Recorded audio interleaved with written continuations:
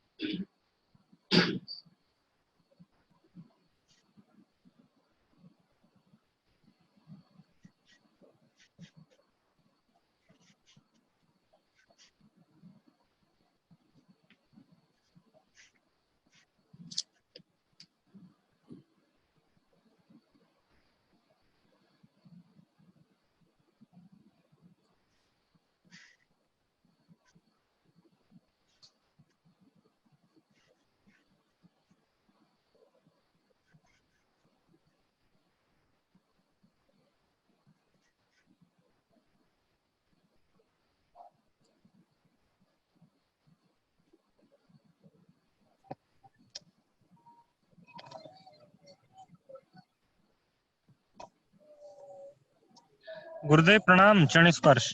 बोलिए। और सब ठीक है, शुरू करिए। जी जी गुरु जी, प्रारंभ कर रहा हूँ गुरु जी।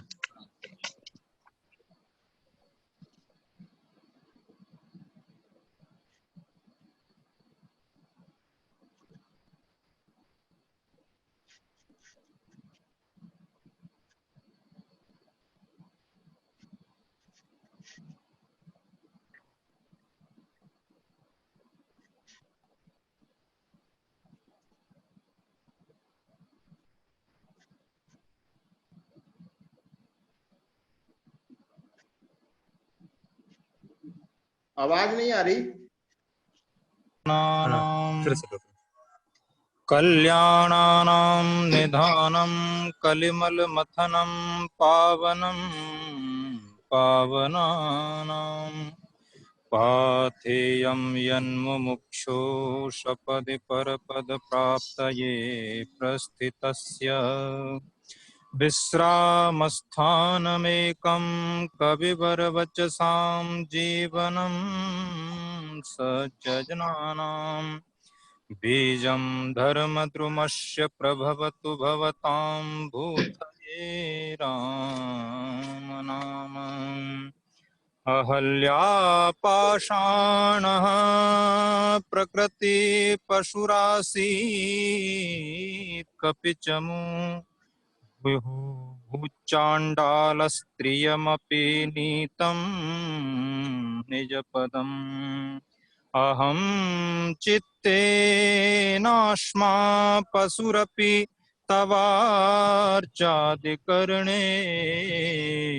क्रियाभिश्चाण्डालो रघुवर न मामुद्धरसि किम् वामे भागे जनकतनया राजते यस्य नित्यं भ्रातृप्रेम प्रवण हृदयो लक्ष्मणो दक्षिणे च पादाम्भोजे पवनतनय श्रीमुखे बद्धनेत्र साक्षात् ब्रह्म प्रणतवरदं रामचन्द्रं भजेतम् आदौ रामतपोवनादिगमनं हत्वा मृगं काञ्चनं वैदेहीहरणं जटायुमरणं सुग्रीवसम्भाषणं बाली निग्रहणं समुद्रतरणं लङ्कापुरी दाहनम् पश्चाद् रावण कुम्भकर्णहननम् एतद्धि रामायणम्।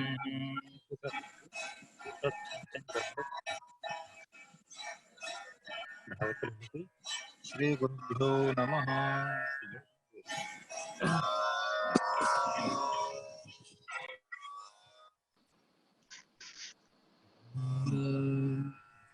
करारविन्दे न पदारविन्दम्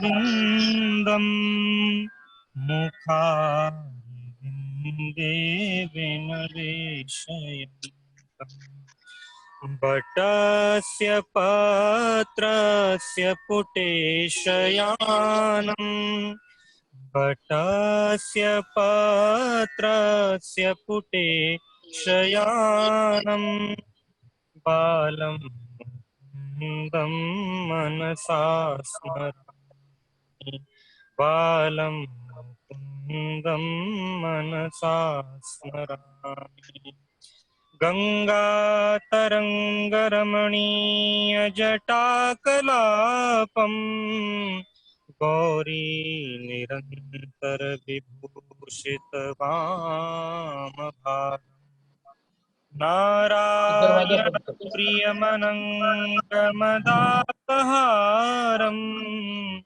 वाराणसीपुरपतिं भज विश्वनाथं।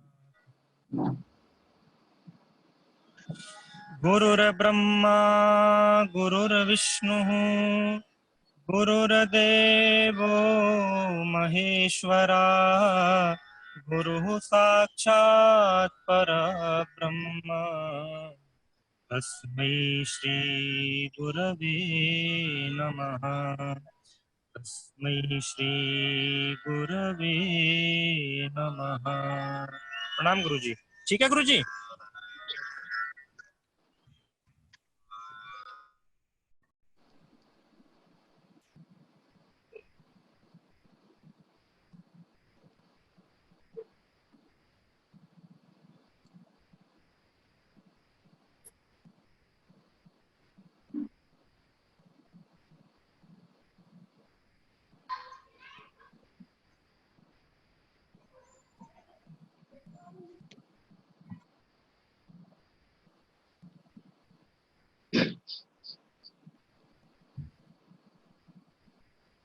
नमस्ते गुरु जी। प्रणाम गुरु जी।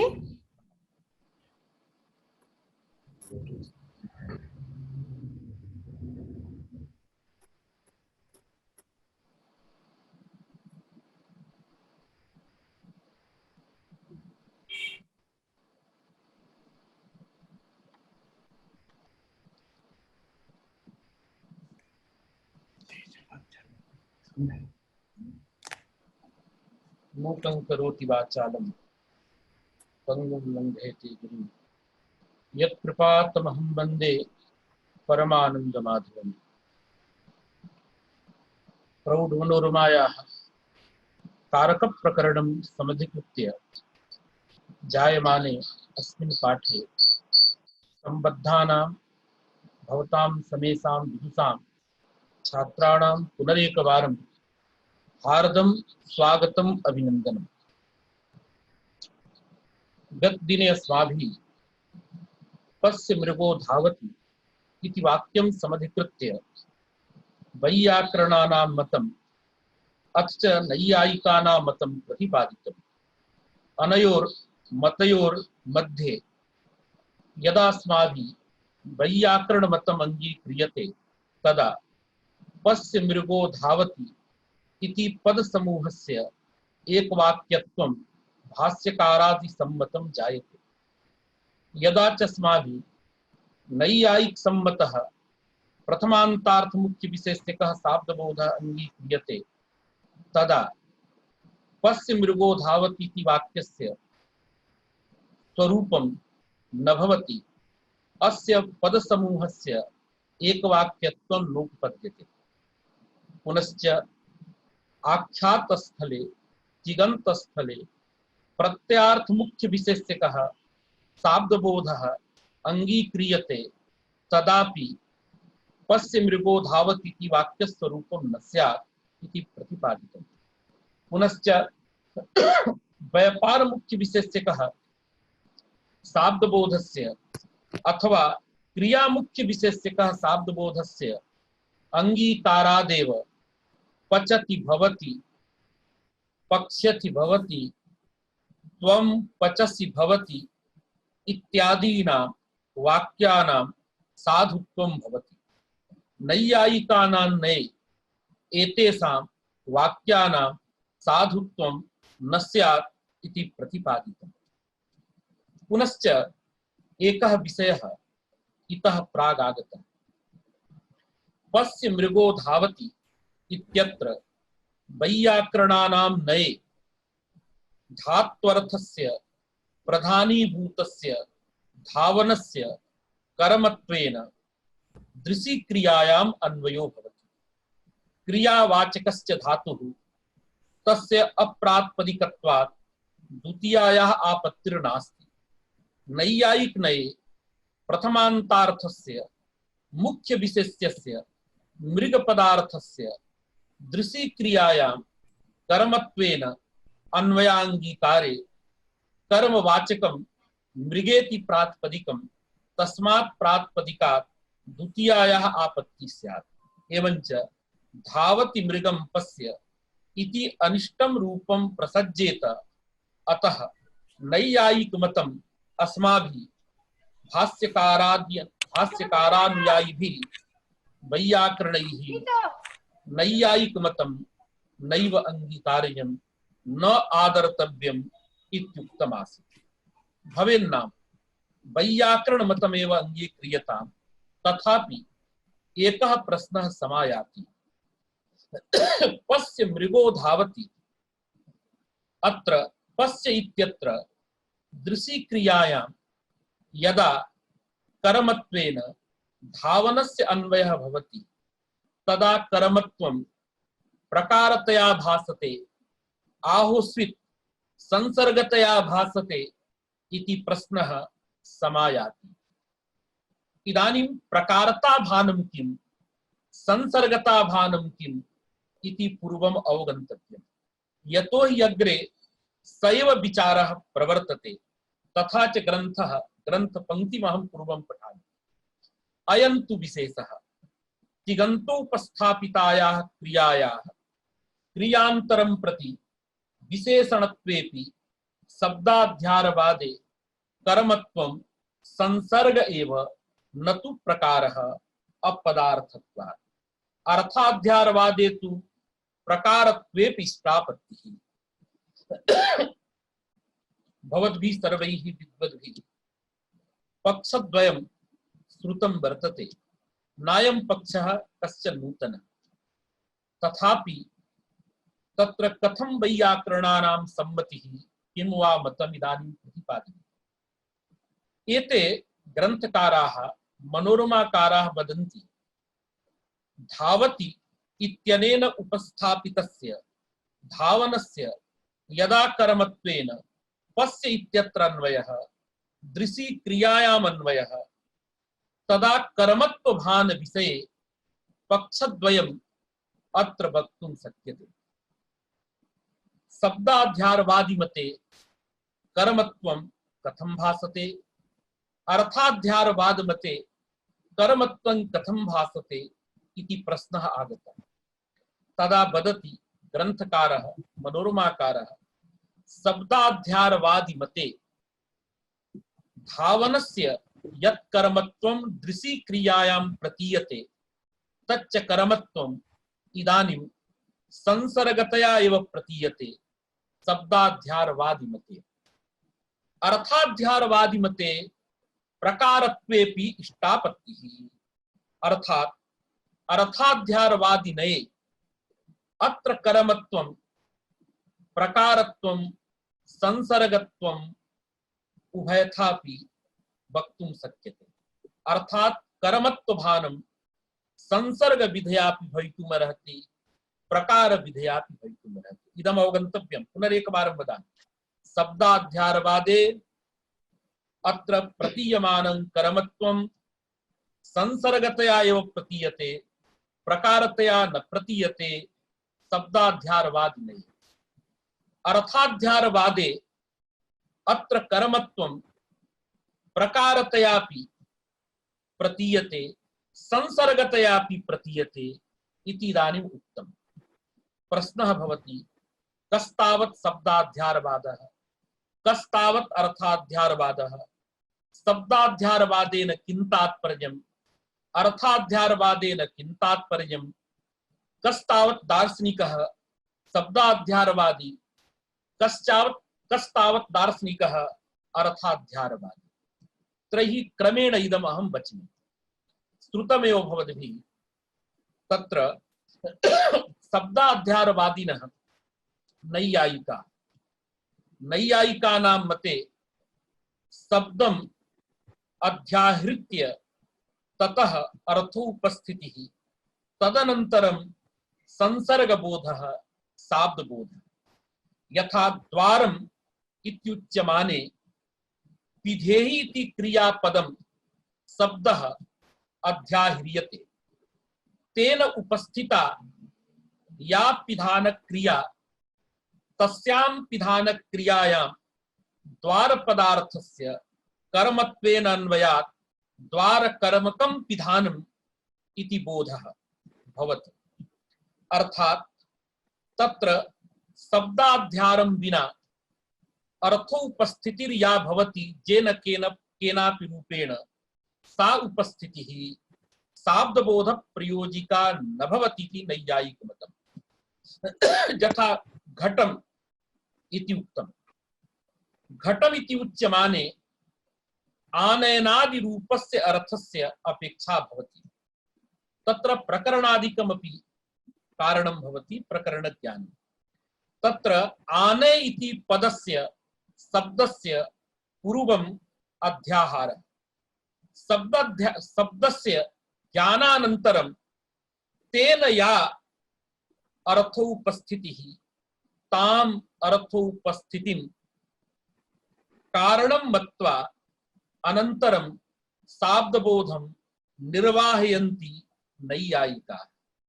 एकः न्यायः अपि वर्तते, न हि शाब्दम् अशाब्देन अन्वेति। शब्दनिष्ठ शक्ति ज्ञानाधीन उपस्थिति विषयस्य शब्दनिष्ठ शक्ति ज्ञानाधीन उपस्थिति विषयेण साकम् अन्वयः भवति। न तु जेन केनापि उपस्थितस्य शाब्दबोधे भानं न भवति। अन्यथा घटपद श्रवणानन्तरं यथा इच्छा रूप शक्ति संबंधेन उपस्थितस्य घटपदार्थस्य शाब्दबोधे भानं भवति, तथैव समवायादि संबंधेन उपस्थितस्य आकाशस्यापि शाब्दबोधे भानं स्यात्। अतः शब्दज्ञानाधीना या अर्थोपस्थितिः सा एव अर्थोपस्थितिः शाब्दबोधं प्रति कारणम्। अतः शब्दाध्यारवादी मते सर्वत्रैव शब्दज्ञानं कृत्वा शब्दज्ञानानन्तरं या अर्थोपस्थितिः ताम् अर्थोपस्थितिमादाय शाब्दबोधः इति मतं नैयायिकानां वर्तते। मीमांसकाः अर्थाध्यारवादिनः, वयं च वैयाकरणाः अर्थाध्यारवादिनः। मीमांसकाः वदन्ति द्वारम् इति उच्यमाने पच गच्छ इत्यादि क्रियापदं नैव अध्याह्रियते। पिधेय इति क्रियापदमेव कथम अध्याह्रियते इति प्रश्नः भवति। तदा इदमेव नैयायिकेन वक्तव्यं, पूर्वम् अर्थस्मृतिः अर्थबुद्धिर्भवति, अर्थानुकूलः अर्थप्रतीतिजनकः, तदनन्तरं शब्दस्य बुद्धिः। अन्यथा यस्य कस्यचिदपि शब्दस्य तत्र अध्यारः स्यात्, किन्तु एवं न दृश्यते। पिधेहि इति क्रिया योग्य क्रियापदमेव तत्र अध्याह्रियते। तेन इदं भाति आदौ अर्थबुद्धिः अनन्तरं शब्दबुद्धिः। तर्हि शब्दाध्यारस्य कृते अर्थबुद्धिः करणीया एव। अतः अर्थोपस्थितिः तत्र वर्तते एव। तेनैव शाब्दबोधस्य निर्वाहे पुनः शब्दस्य अध्यारः नैव कर्तव्यः इति मीमांसक मतम्। अर्थाध्यारवादः अर्थात् तन्मते शब्दं विनैव शब्द ज्ञान विनैव तत्र अर्थस्मृतिः अर्थोपस्थितिः इति अर्थाध्यारवादी मतं मीमांसकस्य वर्तते। परम् अस्माकं वैयाकरणानां तादृशः अर्थाध्यारः नास्ति। मीमांसकानां मतमपि न युक्तं, नैयायिकानां मतमपि न युक्तं। कुतः? अत्र वैयाकरणाः वदन्ति भाष्यस्य एकं वचनं वर्तते, उच्चरितः एव शब्दः अर्थप्रत्यायकः न अनुच्चरितः। पश्यतु, शब्दाध्यारवादः इत्यस्य को अभिप्रायः? तत्र शब्दस्य अस्मृतिः उच्चारणं तु नास्ति, अथवा मानस ज्ञानम् इति वक्तव्यं भवेन्न। अस्मर्यमाणः शब्दः मानस ज्ञान विषयः वा शब्दः उच्चरितः न भवति। अतः अनुच्चरितः शब्दः प्रतीतिं न जनयति इति वैयाकरणानां भाष्यकाराणां मतं वर्तते। अतः शब्दस्य अध्यारं शब्द बुद्धिं कृत्वा उच्चारणं विना नैयायिकैः यस्तावत् शाब्दबोधः प्रोक्तः स शाब्दबोधः अस्माभिः वैयाकरणैः नैव स्वीकार्यः। एतावता शब्दाध्यारवादः नैयायिकानां नैव युक्तः। मीमांसकानां यस्तावत् अर्थाध्यारवादः सोऽपि न युक्तः। कुतः? तत्रापि शब्दः अनुच्चरितः। तेन शब्दानुच्चारणे सति या अर्थोपस्थितिः सा अर्थोपस्थितिः शाब्दबोध प्रयोजिका भवितुं नार्हति।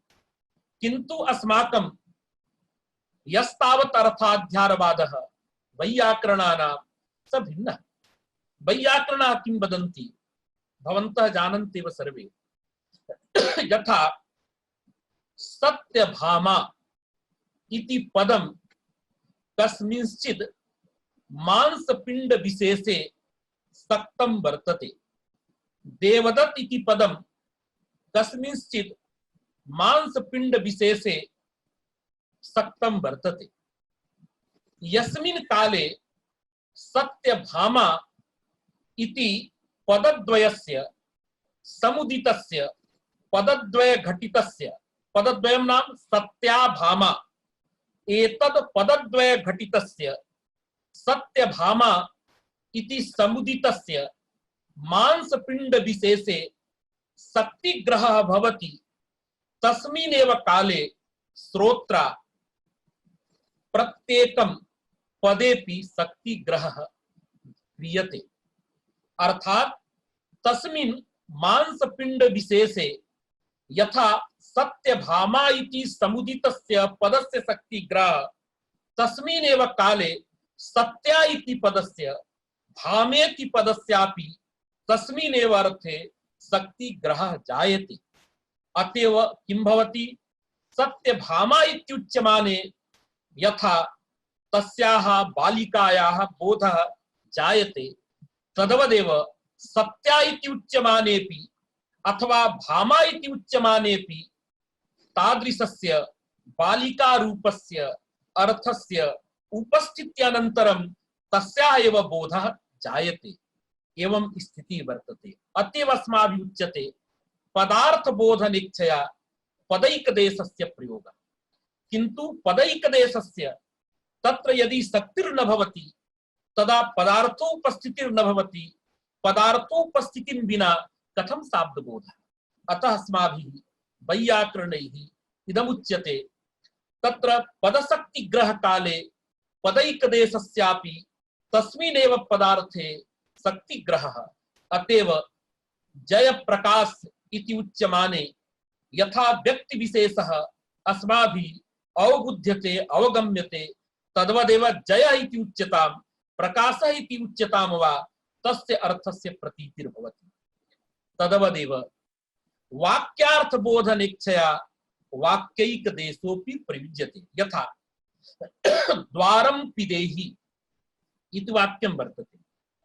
अस्माभिः यथा पदे शक्तिः अंगीक्रियते तथैव पद समूह भूते वाक्येपि विशिष्टे अर्थे शक्तिः अंगीक्रियते। एवंच द्वारं पिधेहि इति वाक्यस्य द्वार कर्मक पिधाने शक्तिग्रहः।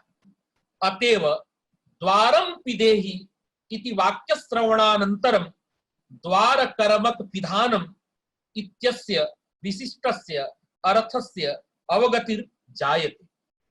तर्हि यस्मिन् काले द्वारं पिधेहि इति पदसमूहस्य वाक्यस्य द्वार कर्मक पिधाने शक्तिः, तस्मिन्नेव काले द्वारम् इति पदस्य विशिष्टे अर्थे शक्तिग्रहो जायते। पिधेहि इति पदस्यापि द्वार कर्मक पिधाने शक्तिग्रहः जायते। अतएव इदानीं किं भवति, द्वारं पिधेहि इति वाक्यशक्त्या यथा द्वार कर्मक पिधानस्य उपस्थितिः भवति तथैव द्वारमिति केवलम् उच्यते तदापि द्वार कर्मक पिधानम् इत्यस्य उपस्थितिः बोधः भवति। अतएव वाक्यार्थ बोधनेच्छया वाक्यैकदेशः अपि प्रयुज्यते इति वैयाकरणाः वदन्ति। अतः किं जातम् इदानीं, तत्र पिधानम् इत्यादिकं यस्तावत् अर्थः सोऽपि अर्थः द्वारमिति पदेनैव उपस्थापितः, शक्त्या उपस्थापितः, न तु पदं विना पदशक्तिं विना तस्यापि पिधानस्य उपस्थितिर्नास्ति। अतः शब्दवाच्यः एव इयान् भेदः।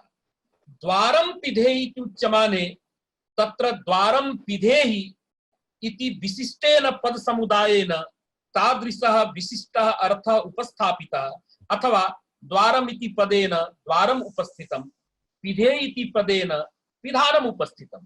केवलं द्वारं पिधेहि वा यदा उच्यते तदा द्वारम् इति वाक्यैकदेशेन संपूर्णः वाक्यार्थः उपस्थाप्यते। एतावता अस्माकं मते यस्तावत् अर्थाध्यारवादः स अर्थाध्यारवादः नाम पदं विना अर्थ प्रतीतिर्न, अपितु पदैकदेशेन वाक्यैकदेशेन पदैकदेशशक्त्या वाक्यैकदेशशक्त्या वा यत्र अर्थो उपस्थिति सैव अस्माकम् अर्थाध्यारवादः। अतः किं भवति इदानीं मीमांसक मते अर्थाध्यारवादे उपस्थितः अर्थः शब्दवाच्यः न भवति। मनमते उपस्थितः अर्थः अर्थाध्यारवादे तत्र वाक्यैकदेश शक्त्या उपस्थापितः भवति। सः शक्तिभाष्यः भवति, आकांक्षाभाष्यः न भवति। इयान भेदः वैयाकरणानां मीमांसकानां वर्तते। अतः प्रकृते इदानीं पश्यन्तु पश्य मृगो धावति। मृगो धावति इत्यत्र धावति इत्यत्र धावनस्य कर्मत्वेन यदा पश्य इत्यत्र अन्वयः क्रियते, दृशि क्रियायाम् अन्वयः क्रियते, तदा कर्मत्वं केन उपस्थाप्यम् इदानीं संदेहः भवति। तदा उच्यते और शब्दाध्यारवादः अपि आगच्छति, अर्थाध्यारवादः अपि आगच्छति। कर्मत्ववाचकं किमपि पदं नास्ति। यथा हरिं भजति इत्यत्र कर्मत्ववाचकम् अमिति पदं वर्तते। अमिति पदेन कर्मत्वम् उपस्थापितं भवति। प्रकृते धावनस्य कर्मत्वम् अवगम्यते, कर्मत्वस्य अवगतिर्वर्तते, शाब्दबोधे कर्मत्वं भासते, किन्तु कर्मत्वोपस्थापकं किंचित् अमिति पदं नास्ति। अमादि पदं, यतो हि कर्मत्वोपस्थापकं नैव केवलम् अम पदं। कर्मत्वं क्वचित् अम पदेन उच्यते, क्वचित् ता पदेन उच्यते, षष्ठ्यापि उच्यते, पंचम्यापि उच्यते इति गतदिने एकस्मिन् व्याख्याने अस्माभिः प्रतिपादितम्। अतः कर्मत्वम् इदानीं पदेन नैव उपस्थापितं भवति। इदानीं कर्मत्वस्य बोधः करणीयः। तदा नैयायिकाः आगच्छन्ति। शब्दाध्यारवादः यदा अग्रे कृत्वा अस्माभिः विचार्यते तदा का स्थितिः? पश्यतु, अत्र कर्मकारकं भवति धावनं। तद्वाचकः वस्तुतः धातुः। कर्मोपस्थापकं धावतीति तिगन्तं वा। तत्र धातुः तिगन्तम् उभयं प्रातिपदिकं नास्ति। अतः अप्रातिपदिकत्वात् अत्र द्वितीयायाः योग्यता एव नास्ति। द्वितीयायाः, तृतीयायाः, चतुर्थ्याः, पंचम्याः कस्याश्चिदपि विभक्तेः अप्रातिपदिकत्वात् योग्यता नास्ति। अतः कर्मत्ववाचकं पदम् अत्र आनेतुं न शक्यते। अध्याहारः कर्तुमेव न शक्यते। एतावता कर्मत्वं केनचिद् पदेन नैव उपस्थापितम्। तदा किं भवति? नैयायिकानां मतमत्र भवद्भिः किञ्चित् अवगन्तव्यम्। नैयायिकाः एकं वाक्यम् अहं वदामि। अत्र प्रायेण भ्रान्तिरपि अस्माकं जायते छात्राणां।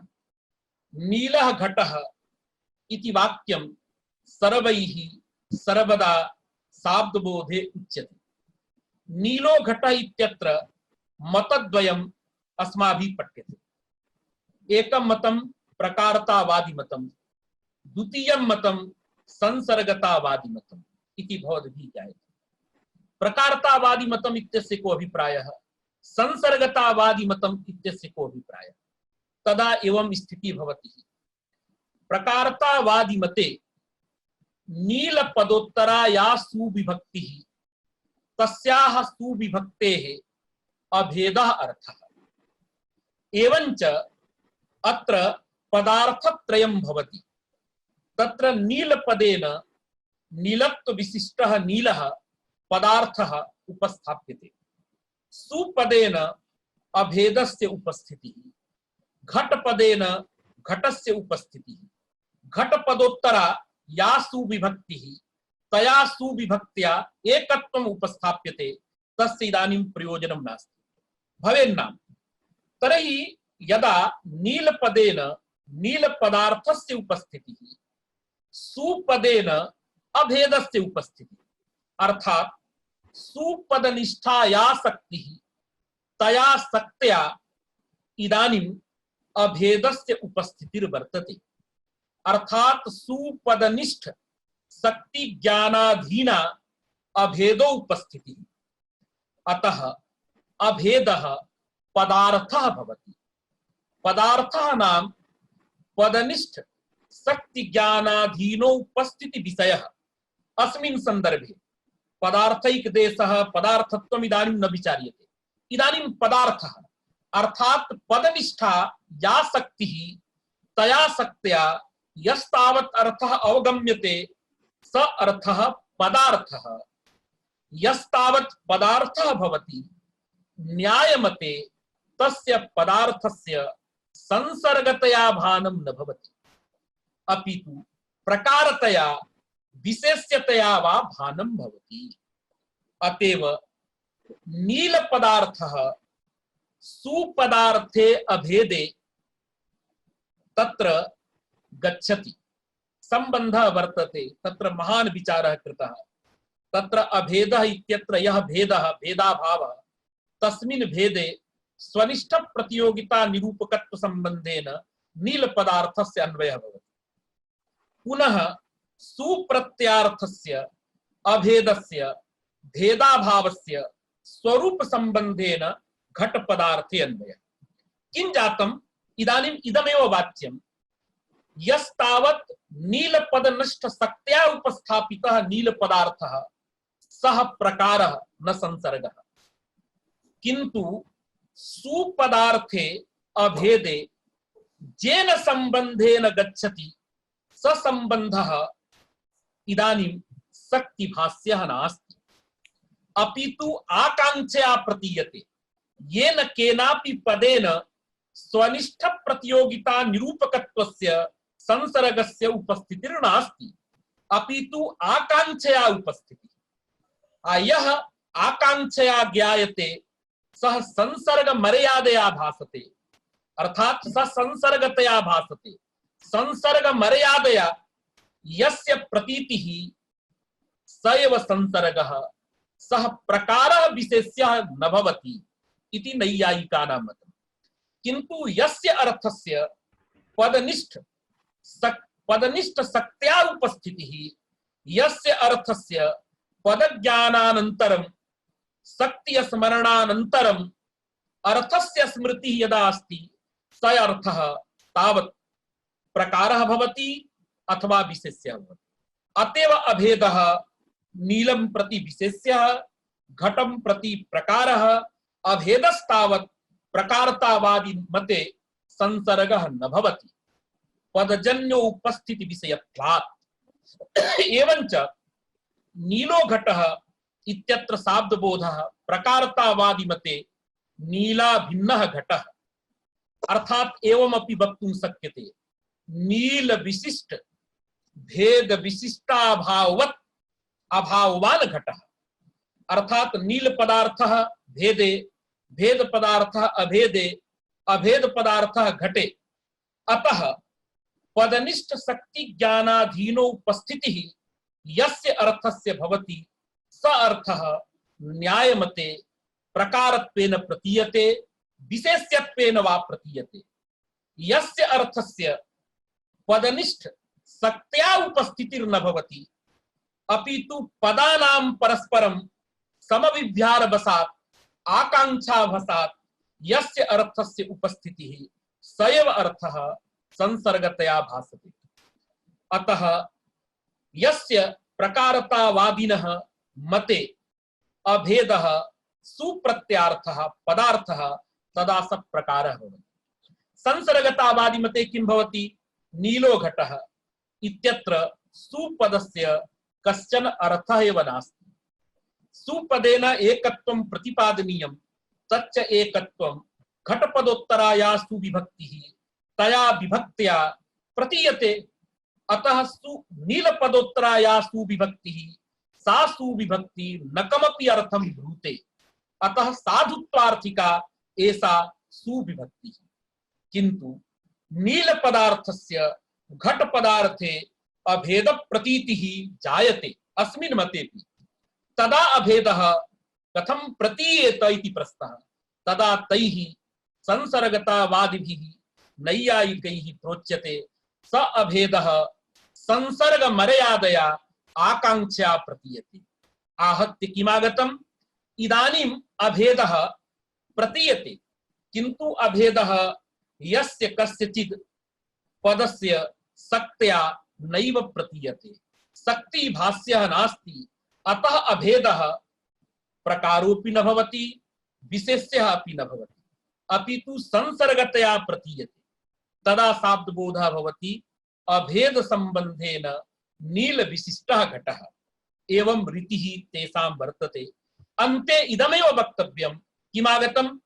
यदा पदनिष्ठ शक्त्या उपस्थितः अर्थः तदा न्यायमते प्रकारः विशेष्यः। यदा पदनिष्ठ शक्त्या उपस्थापितः न भवति तदा तु तदा किं भवति? सः संसर्ग एव इति शब्दाध्यारवादिनः नैयायिकाः वदन्ति। तर्हि पश्यतु, पश्य मृगो धावति इत्यत्र धावति इति पदानन्तरं कर्मत्ववाचकस्य शब्दस्य योग्यता नास्ति इति कृत्वा अत्र कर्मत्ववाचकम् अम इत्यादिकं पदम् अध्यार्तुं न शक्यते। पदस्य शब्दस्य अध्याहारः भवितुं नार्हति इति कृत्वा अत्र कर्मत्वम् इदानीं पदनिष्ठ शक्ति विषयः नास्ति, अपितु आकांक्षया प्रतीयते।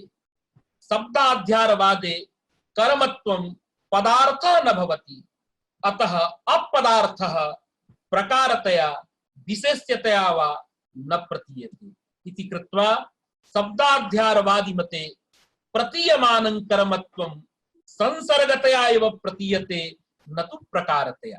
तदेव इदानीं वदति।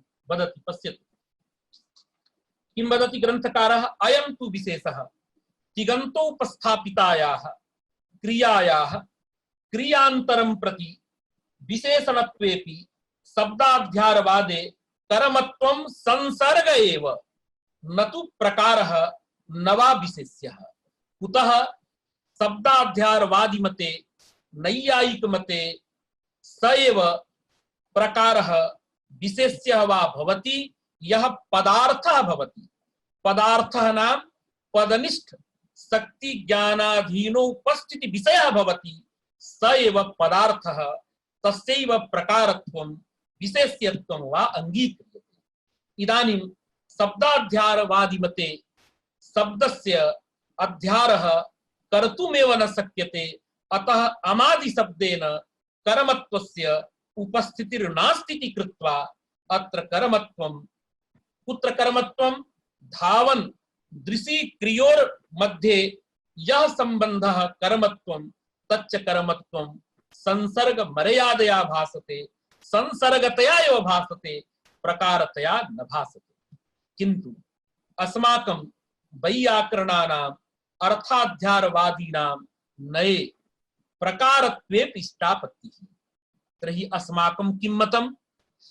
अत्र वैयाकरणाः वदन्ति यस्य अर्थस्य पदेन उपस्थितिर्नास्ति सः अर्थः संसर्ग एव भवति इति सत्यं, किन्तु पदेन उपस्थापितः अर्थः प्रकारः यथा भवति तथा संसर्गोऽपि भवितुमर्हति।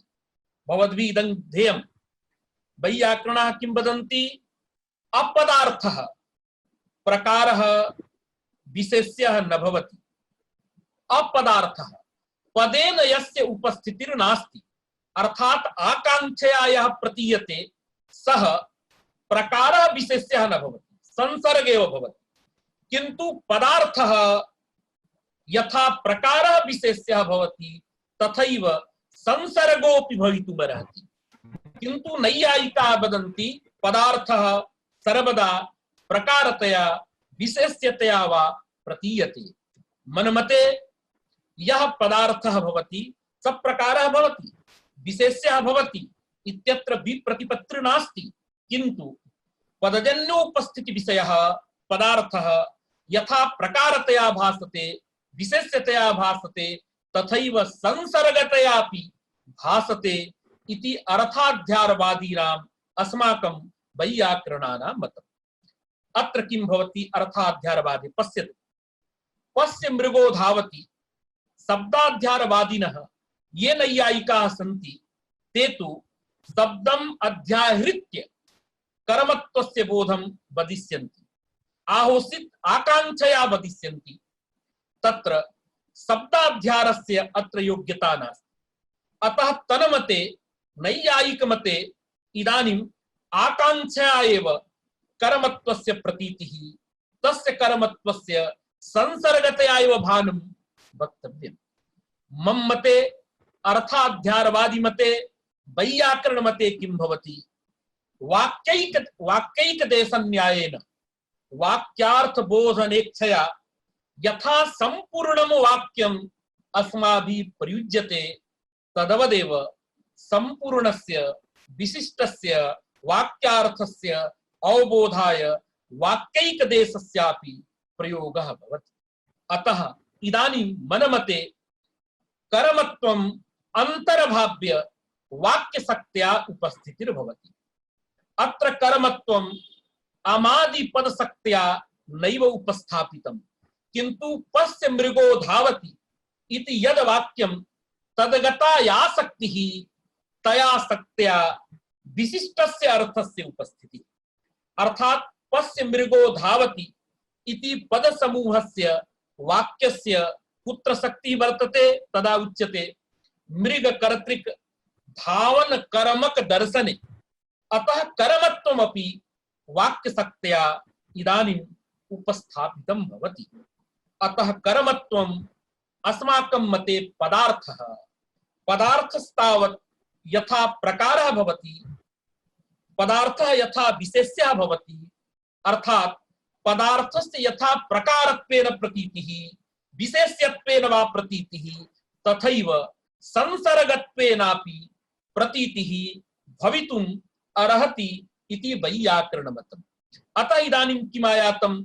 अस्माकं मते अत्र कर्मत्वं यतः वाक्यशक्त्या उपस्थापितं पदार्थः भवति शक्तिभाष्यः, अतः शक्तिभाष्यस्यापि संसर्गत्वम् अस्माभिः अंगीकृतम्। अतः कर्मत्वं संसर्गतयापि अत्र उपस्थितं भवति, प्रकारतयापि तस्य भानं भवितुम् अर्हति इति वैयाकरणमतम्। अतः किन्तु अत्र यदा शाब्दबोधं भवन्तः सर्वे वयं वा कुर्मः, तत्र किं कुर्मः? मिश्रणं कुर्मः। शाब्दबोधेपि कथं संसर्गतावादिनये बोधः, कथं वा प्रकारतावादी मते बोधः, सर्वदा ध्यानं देयम्। यथा नीलो घट इत्यत्र का बोधः? सर्वस्मिन् मते उच्यते नीला भिन्नो घटः, एवं नास्ति। संसर्गतावादी मते शाब्दबोधः वक्तव्यश्चेत् अभेद संबंधेन नील विशिष्टः घटः। कथम एवं उच्यते? नील विशिष्टः घटः इति उच्यमाने पदार्थद्वयमेव अस्ति इति प्रतीयते। तत्र नील पदार्थस्य घट पदार्थे वैशिष्ट्यं प्रतिपादनीयं केन संबंधेन? अभेद संबंधेन।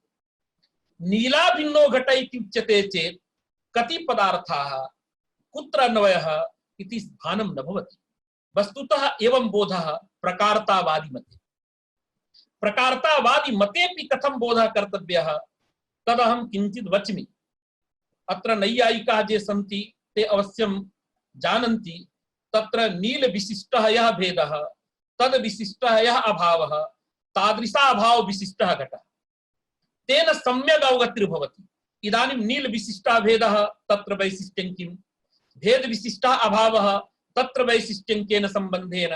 अभावस्य घटे वैशिष्ट्यं केन संबंधेन? यदा उच्यते तदा आकांक्षया कस्य प्रतीतिः, शक्त्या कस्य प्रतीतिः न्यायमते सम्यक् अस्माभिः द्रष्टुं शक्यते। अतः वैयाकरणानां मते पश्य मृगो धावति इति वाक्यजन्य बोधे कर्मत्वं पदार्थः वर्तते इति कृत्वा प्रकारतयापि भानं संसर्गतयापि भानम्। इदानीं प्रकारतया यदा भानं तदा कथं भवति? पश्यतु। तदा एवं भवति, किं वक्तव्यं तदा? मृग कर्तृक धावन कर्मकम त्वत्कर्तृकम प्रेरणा विषयी भूतं दर्शन। अर्थात धावनस्य पूर्वं कर्म कारके अन्वय, कर्म कारकस्य दृशि क्रियायाम् अन्वय प्रकारतावादी मते। संसर्गतावादी मते वस्तुतः शाब्दबोधः कर्मकम कर्मकम इति न वक्तव्यम्, अपितु शाब्दबोध रीतिः शुद्धा रीतिः एवं भवति। मृग कर्तृक धावन विशिष्टम प्रेरणा विषयी भूतं त्वत्कर्तृकम दर्शनम्।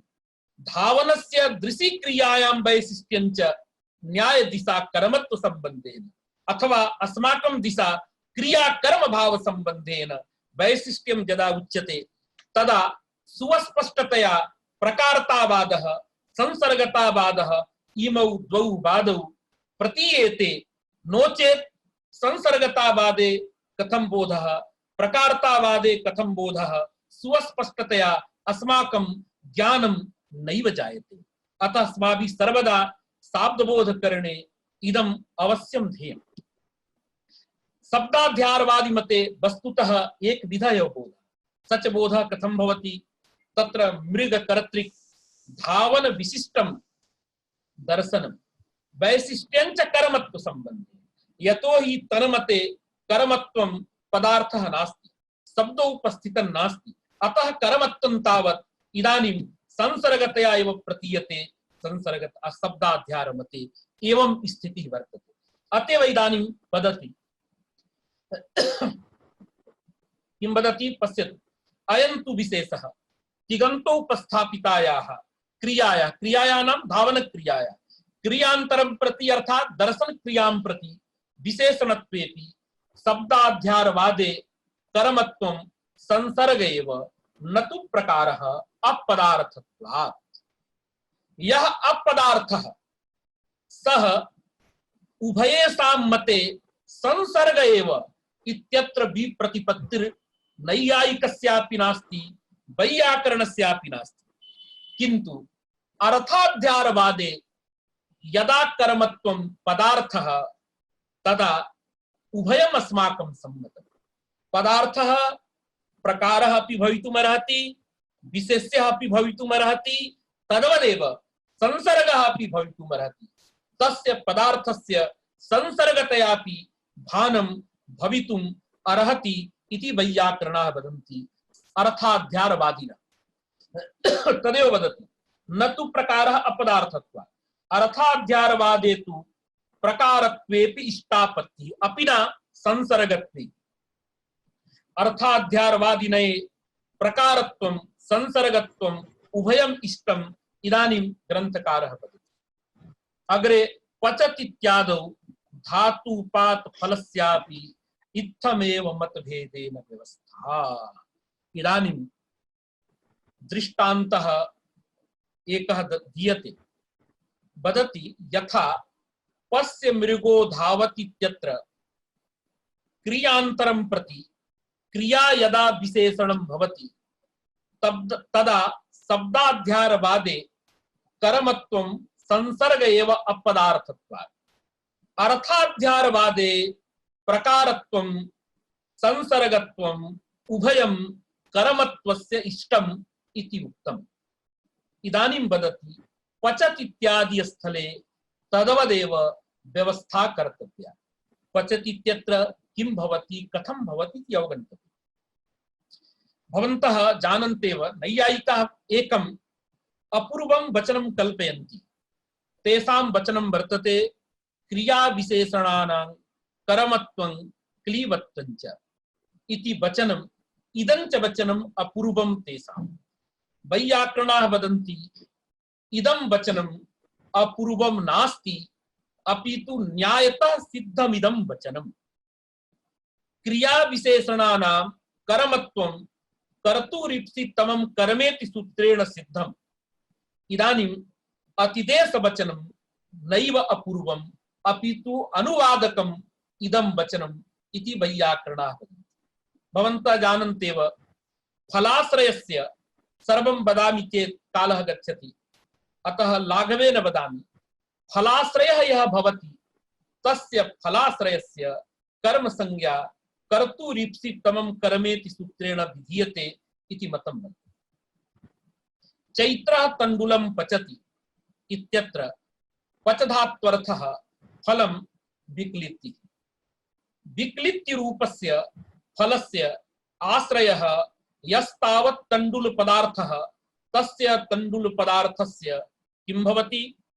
कर्तुरीप्सितमं कर्मेति सूत्रेण कर्म संज्ञा जायते। अतः तण्डुलस्य कर्म संज्ञा कर्तुरीप्सितमं कर्मेति सूत्रेण भवति इति अस्माभिः ज्ञायते। फलाश्रयस्य इदानीं किं भवति? समवाय संबंधेन विक्लित्ति रूपस्य फलस्य फलाश्रयः यथा तण्डुलः तस्य कर्मत्वं तथैव विक्लित्ति रूपं यत् फलं तत् फलं स्वस्मिन्नपि तिष्ठति। तदा केन संबंधेन तिष्ठति? तादात्म्येन। फलं विक्लित्तिः व्यपदेशिवद्भावेन विक्लित्ति रूपे फलेपि तिष्ठति। फलाश्रयत्वम् अंगीक्रियते। अतः विक्लित्ति रूपस्य फलस्य स्वयं विक्लित्तिः आश्रयभूता। अतः व्यपदेशिवद्भावेन तादात्म्येन फलाश्रयत्वं सर्वत्र फलस्य वर्तते। अतः फलांशः यः धात्वर्थः तस्यापि फलाश्रयत्वात् कर्तुरीप्सितमं कर्मेति सूत्रेण कर्म संज्ञा जाता। यदा कर्म संज्ञा भवति तदा तत्र द्वितीया वक्तव्या। यथा पचति इत्यत्र कर्म संज्ञकः विक्लित्ति रूपः पदार्थः, कर्मवाचकः धातुः, तस्मात् द्वितीया भाव्यं, द्वितीया न भवति। कुतः? अयोग्यत्वात्। पचति इत्यत्र तु द्वितीया न जाता, किंतु यथा कर्म कारके अभेदेन अन्वितं यद विशेषणं तत्रापि द्वितीया भवति। यथा नीलं घटम आनय भीष्मं कटं कुरु तद्वदेव पचति इत्यत्र विक्लित्ति रूपे पदार्थे अभेदेन अन्वितः यः पदार्थः शोभनादि पदार्थः अस्तोकादि पदार्थः सः पदार्थः अपि कर्म कारकं कर्मवाचकं तदा अस्तोक प्रातिपदिकं भवति। तत्र द्वितीयायाः योग्यता वर्तते। अतः धातोः द्वितीया वक्तुं न शक्यते, तिङन्तात् द्वितीया वक्तुं न शक्यते, किंतु धात्वर्थ फल रूपे कर्मणि अभेदेन अन्वितः यस्तावत् अस्तोकादि पदार्थः तदवाचकं प्रातिपदिकं तस्मात् प्रातिपदिकात् द्वितीया भवति। अतएव अस्तोकं पचति इत्यत्र कर्मणि द्वितीया इति सूत्रेण द्वितीया जायते। अतः अत्र पश्यतु, अस्तोक पदार्थस्य क्रिया विशेषणस्य कर्मत्वं नैव आतिदेशिकम् अपितु कर्तुरीप्सितमं कर्मेति सूत्रेण सिद्धम्। तत्र संबंधः आतिदेशिकः इति तु अन्या कथा, किंतु कर्तुरीप्सितमं कर्मेति सूत्रेण अत्र कर्म संज्ञा, कर्मणि द्वितीया इति सूत्रेण तत्र द्वितीया, तत्रापि एक वचनं नपुंसकं। कुतः? क्रिया तावद् असत्वभूता, तत्र लिंगं संख्या वा नास्ति। अतः औत्सर्गिकम् एक वचनम् अथ च सामान्यं नपुंसकम्, अतएव अस्तोकं पचति इति भवति। शाब्दबोधस्तावत् अस्तोका भिन्ना या विक्लित्तिः तज्जनकः वर्तमानकालिकः एकत्व विशिष्टः यः कर्ता तद्वृत्तिः व्यापारः इति व्यापार मुख्य विशेष्यकः शाब्दबोधः अस्तोकं पचति इत्यत्र जायते। इदानीं किं करणीयमस्ति? विक्लित्ति रूपं यत् फलं तस्य फलस्य यथा अनुकूलत्व संबंधेन क्रियायां व्यापारे अन्वयः तद्वदेव व्यापारं प्रति क्रियां प्रति कर्मकारकं विक्लित्ति रूपं फलम्। अतः कर्मत्वेनापि क्रियायां विक्लित्तेः अन्वयः कर्तव्यः।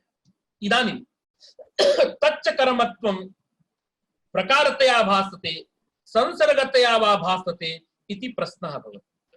तदा शब्दाध्यारवादी मते नैयायिक मते अत्रापि कर्मत्वं संसर्गतया एव भासते न तु प्रकारतया।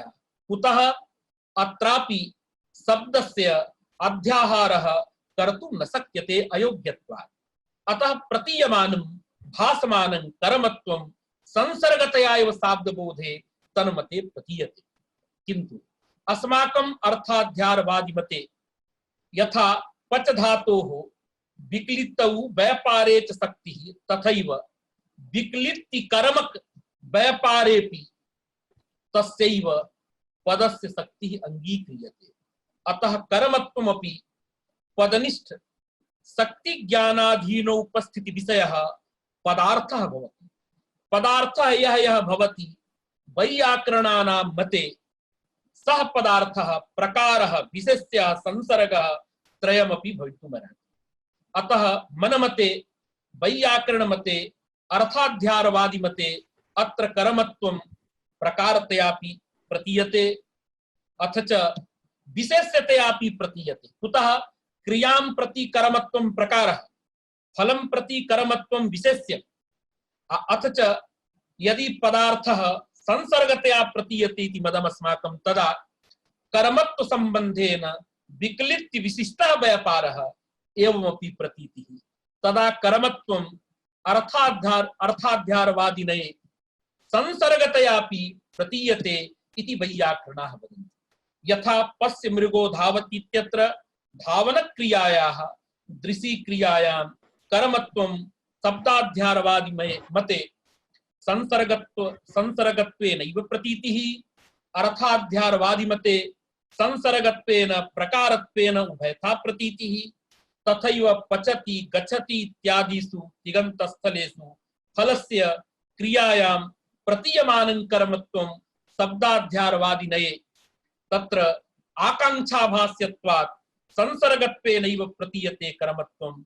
अर्थाध्यारवादी मते वाक्यैकदेशन्यायेन यैस्तावत् शाब्दबोधः अंगीक्रियते तादृशानां वैयाकरणानां मते पदार्थत्वात् प्रकारः अपि भवति, विशेष्यः अपि भवति, अथ च तत्र संसर्गत्वेनापि कर्मत्वस्य प्रतीतिः भवितुम् अर्हति इति वैयाकरणाः वदन्ति। तदेव वदति पचत् इत्यादौ धातुपात् फलस्यापि इत्थमेव मतभेदेन व्यवस्था।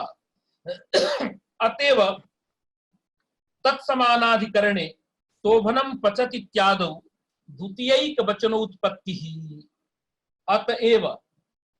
अतएव इत्यस्य फलस्य कर्मत्वादेव पचति गच्छति पठति इत्यादिषु तिङन्तेषु सर्वत्रैव यस्तावत् धात्वर्थः फलांशः स च फलांशः व्यापारांशं प्रति कर्म भवति। अतएव तस्मिन् फले अभेदेन अन्वितं यद् यद् विशेषणं भवति तत्र तत्र द्वितीया भवति। तत्समानाधिकरणे अर्थात् तत्र अभेदेन अन्वितं यद् विशेषणं तस्मात् विशेषणवाचकात् प्रातिपदिकात् द्वितीया जायते इति सामान्य नियम। क्वचिद् अपवादः वर्तते, यथा प्रकृत्यादिभ्यः उपसंख्यानम् इत्यत्र सुखेन याति दुःखेन याति इत्यादिषु क्रिया विशेषणेपि तृतीया विभक्तिर्जायते विशेष नियमात्। किंतु सामान्य नियमेन सर्वत्रैव क्रिया विशेषणे द्वितीया एव भवति। एवञ्च अत्र तदेव वदति अतएव अर्थात् फलस्य धात्वर्थ व्यापारं प्रति कर्मत्वादेव तत्समानाधिकरणे फल समानाधिकरणे अस्तोकादौ शोभनं पचत् इत्यादौ शोभनम् अस्तोकम् इत्यादौ द्वितीयैक वचनोत्पत्ति कर्मणि द्वितीया भवति। तत्रापि एक वचनमेव। कुतः फलं धात्वर्थः असत्त्वभूतत्वात् तत्र संख्यायाः प्रतीतिर्नास्ति, अतः एकवचनं। लिंगस्य प्रतीतिर्नास्ति, अतः सामान्ये नपुंसकम्, अतः एकवचनं द्वितीयायाः अथ च नपुंसकलिंगं जायते।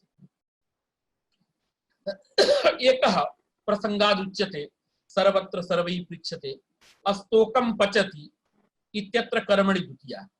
अस्तोकं पाकः यदा कृदन्त प्रयोगः भवति तदा अस्तोकम् इत्यत्र षष्ठ्या भाव्यम्। कुतः कर्मणि द्वितीया इत्यस्य अपवादभूतं सूत्रं भवति कर्तृकर्मणोः कृति।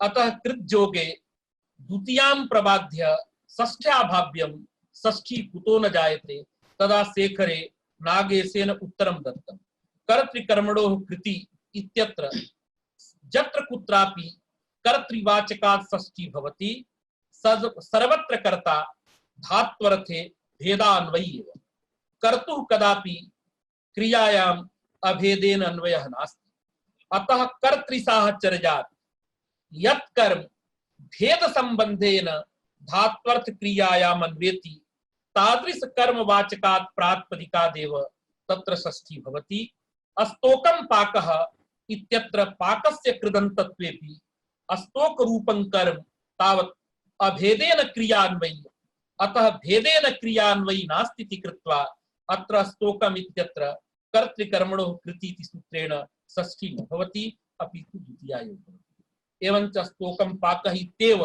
न तु अस्तोकस्य पाकः पुनः अस्तोकः पाकः इत्यपि प्रयोगः भवति यदा धात्वर्थ क्रियायाम् अस्तोक पदार्थस्य अन्वयः न क्रियते अपि तु घया प्रत्ययेन उपस्थापिता सिद्धाया क्रिया तस्यां क्रियायां यदा अस्तोकस्य अन्वयः तदा तु वचनं लिंगं सर्वं भवति अतः स्तोकः पाकः अस्तोकौ पाकौ अस्तोकाः पाकाः एवं रूपेण भवन्ति अतः भवद्भिः सर्वैः इदम् अवश्यं ज्ञेयं प्रसंगादिदम् अस्माभिः अत्र प्रतिपादितं सोमनं पचति इत्यादौ द्वितीयैकवचनोत्पत्तिः तथैव अग्निष्टोमेन यजेत् इत्यादौ तृतीयोत्पत्तिश्च संगच्छते अत्र यद्यपि वैयाकरण रीतिर्भिन्ना लघुमंजूषायाम् अयं महान् विषयः एकस्मिन् दिने अहं प्रतिपादयामि अत्र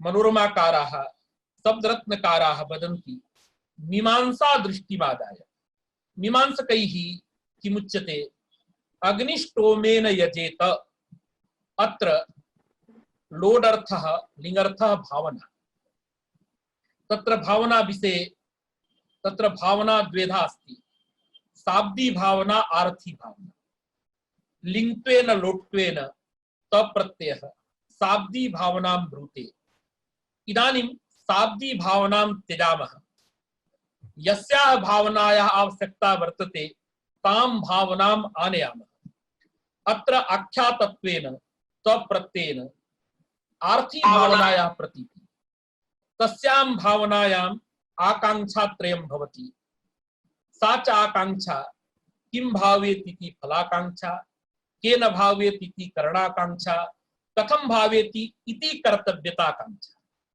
इति कर्तव्यताकांक्षा इत्यस्य अभिप्रायः वर्तते तत्र कर्तव्यस्य विशेषः इति कर्तव्यता यथा कश्चन मुख्यः यागः भवति मुख्यः यागः यथा तरसपूर्णमासयागः तस्य उपकारकाः अंगभूताः यागाः भवन्ति अतः मुख्या क्रिया दरसपूर्णमास याग क्रिया तस्याः क्रियायाः विशेष क्रिया का तदा इति कर्तव्यतायां प्रयाजानुयाजाः तत्र विशेष क्रियाः इति कर्तव्यतात्वेन तत्र अनुयन्ते अर्थात यत् सामान्यं कर्म भवति तदुपकारकं यत् विशेषक कर्म तदेव इति कर्तव्यता शब्देन प्रोच्यते मीमांसा शास्त्रे अस्तु तत्रापि अस्माकं प्रयोजनं नास्ति इदानीं भावनायां यदा फलाकांक्षा भवति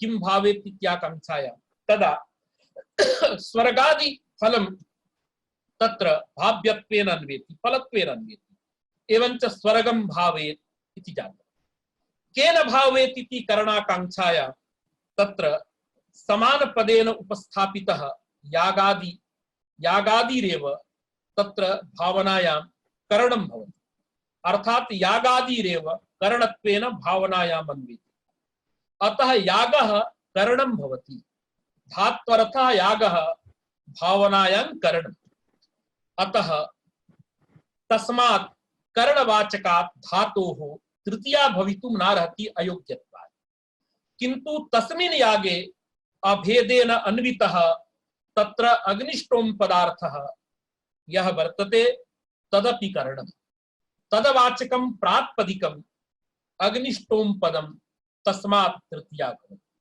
यथा अस्तोकम पचति कर्म रूप फले सामानाधिकरण्यात् शोभनम इत्यत्र द्वितीया तदवत् धात्वर्थ कर्ण सामानाधिकरण्यात् अग्निष्टोमेन इत्यत्र तृतीया। यद्यपि नागेश मते द्वयोः क्रिययोः संबन्धद्वयमेव प्रतिपादितं क्रिया कर्म भावः क्रिया कर्तृ भावः। पश्य मृगो धावत् इत्यत्र धावन दर्शनयोः क्रिया कर्म भाव संबंधः। पचति भवति इत्यत्र तत्र क्रिया कर्तृ भावः। पाक क्रिया भवन क्रियां प्रति कर्तृ भवति इति तु अंगीक्रियते, किंतु अत्र क्रिययोः क्रियाकरण भावः अंगीकृतः। प्रायेण तत्र मंजूषायां सप्रकारः खण्डितः, सप्रकारः एकस्मिन् दिने अवश्यम् अस्माभिः अत्र पाठ्यते। अग्निष्टोमेन यत् इत्यादौ तृतीयोत्पत्तिश्च संगच्छते। एवं प्रकारेण इदानीम् एतावत् पर्यन्तं प्रतिपादितं। कालः इदानीं सम्पूर्णः। अत्र बहवः विषयाः सन्ति। श्वः अत्रैव वयं ब्रूमः। इदानीं वयं चिन्तयामः शाब्दबोध प्रक्रिया प्रचलति, तया प्रक्रियया साकं ग्रंथ पंक्तिः अग्रे सरेत् इति कामना अस्ति। अतः मासत्रयाभ्यन्तरे सम्यक् रूपेण अस्य कारक प्रकरणस्य यदा पाठः संपूर्तिं गच्छति, तदनन्तरम् अत्रैव परिभाषेन्दुशेखरस्य संपूर्णां भूतिं टीकां पाठयामः। यतो हि भूति टीका काशी परंपरायाम् अवश्यं पठ्यते पाठ्यते च। अतः कारक प्रकरणस्य समाप्त्यनन्तरं केचन ग्रन्थाः सन्ति, ते ग्रन्थाः अवश्यं परंपरायां पाठनीयाः सन्ति। भवन्तः अत्र प्रतिदिनम् आगच्छन्ति इति अस्माकं सौभाग्यम्। अस्तु, एतावदेव उक्त्वा अहं विरमामि। बहुत शोभनम भैया, बहुत सुंदर पाठ हुआ ब्रजभूषण। बहुत अच्छा पाठ हुआ ब्रजभूषण, बहुत बढ़िया पाठ हुआ। क्या बात, बहुत हृदय आह्लाद से भर गया। थोड़ा बहुत जो हो रहा है माता जी। गुरुजी प्रणाम। हाँ ठीक, और बताइए। गुरुजी मैं दुर्गा प्रसाद बोल रहा हूँ। हाँ दुर्गा, मैं पहचान गया। और कैसे हैं आप? गुरुजी ये थोड़ा पूछना था। बताइए। ये गुरुजी आपने कहा कि मतलब वैयाकरणों के मत में जो अपदार्थ होगा, माने पदजन्य पदार्थोपस्थिति का विषय नहीं होगा, वो संसर्ग ही होगा। लेकिन गुरुजी यहाँ तो ऐसा कुछ है ही नहीं। नहीं लिखा है जैसे जी। अरे जो पदार्थ ना हो। जी गुरुजी। ये बताओ, कहा गया कि देवदत्त बाएं आंख से देखता है, मतलब जी, मतलब उसका क्या निकलता है? ये कह दिया कि जो पदार्थ होगा वो संसर्ग प्रकार दोनों होगा, इतना तो कहा। हाँ। अब इससे क्या शेष बचा परिशेषण न्याय से, कि जो अपदार्थ होगा वो क्या होगा हमेशा? हाँ वो गुरुजी संसर्ग ही होगा। लेकिन यहाँ तो गुरुजी जब पूरा माने वाक्य अर्थ निरूपिता शक्ति वाक्य एक देश में मान लेते हैं तो सब तो गुरुजी पदार्थ ही हो जाता है ना। अपदार्थ तो कुछ है ही नहीं। वो तो है, लेकिन जब खंड निरूपण वैसे देखोगे तो संसर्ग कहाँ है तुम्हारे यहाँ? अखंड वाक्यार्थ में